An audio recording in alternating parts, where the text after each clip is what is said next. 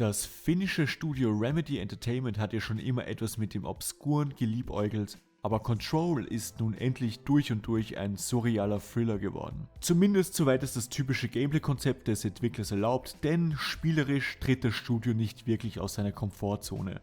Remedy kennt man ja für actiongeladene Third-Person-Shooter mit speziellen Kniffen im Gameplay, wie etwa der Slow-Motion in Max Payne oder der Lichtspielerei in Alan Wake. Control sticht nun wiederum mit Telekinese-Fähigkeiten hervor.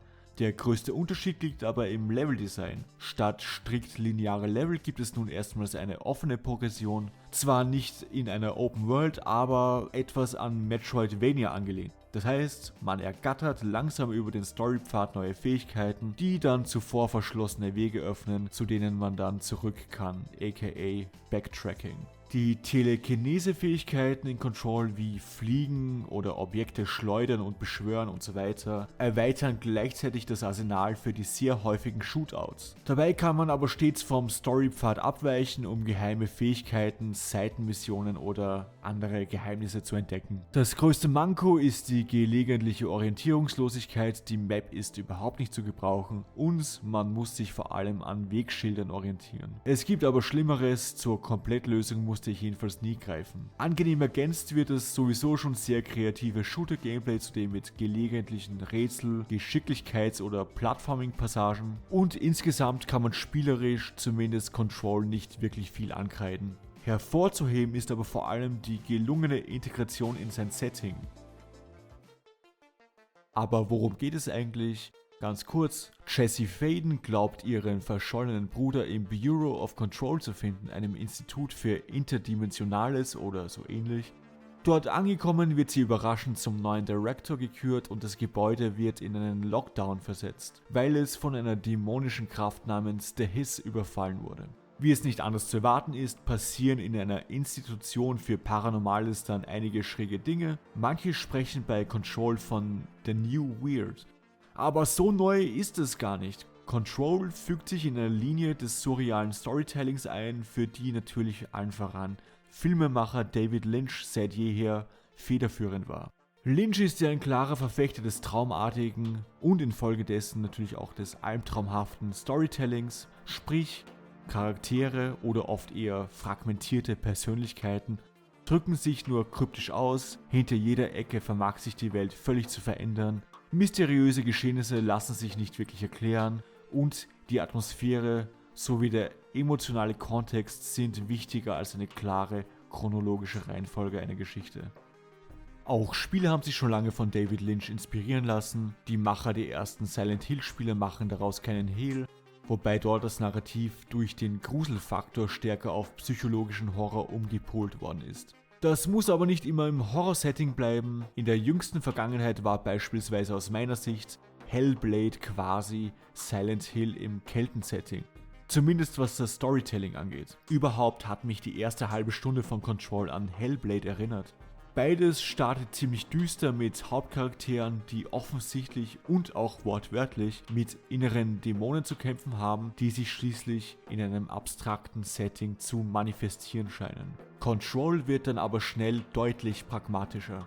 Hellblade bleibt bis ans Ende gekonnt ambivalent, man weiß nie, ob der Hauptcharakter Einbildungen durchlebt oder ob Aspekte dieses sagen- und albtraumhaften vielleicht doch unter Anführungszeichen real passieren. In Control wiederum ist klar, diese Dämonen, die man für Experience Points abballert, sind eben genau das. Da bleibt es doch klar ein typischer Third-Person-Shooter. Zudem trifft man in Control sehr häufig schrullige Charaktere, die dem Ganzen noch einen gelegentlichen komödiantischen Touch verleihen.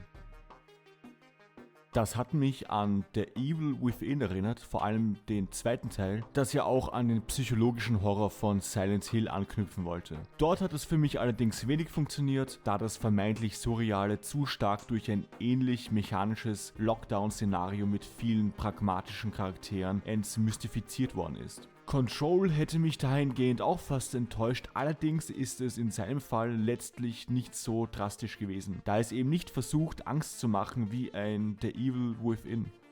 Stattdessen macht Control seine eigene Sache. Würde ich den Vergleich mit dem Werk von David Lynch weiterspinnen, so wäre nämlich Hellblade quasi das Äquivalent zum durch und durch beklemmenden Mulholland Drive, während Control wiederum ähnlich zu Twin Peaks zu bewerten wäre.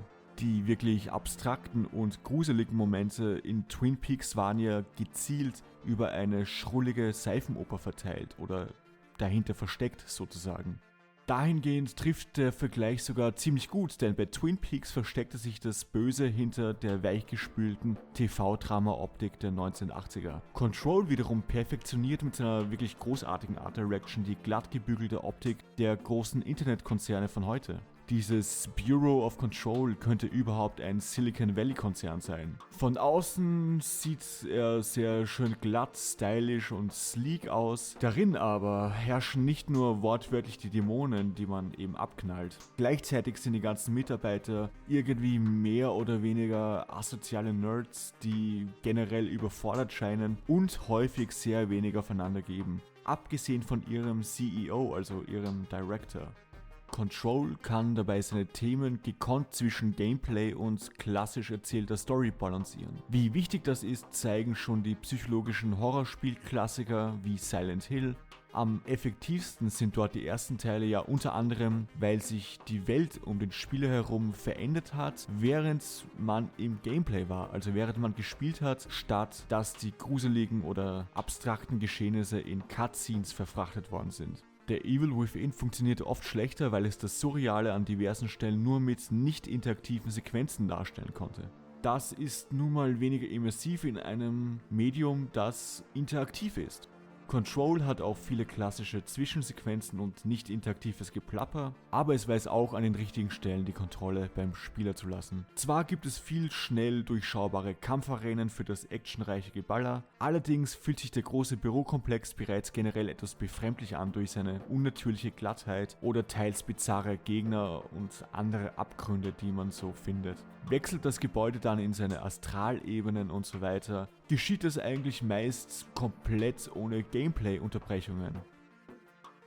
Die Welten gehen oft nahtlos ineinander über, sei es durch das Leveldesign oder durch visuelle Überblendungen, eben wie oft auch bei Lynch. Ein paar Rätsel integrieren überhaupt das Abstrakte in ihre Logik, vor allem im häufig auftauchenden Motel.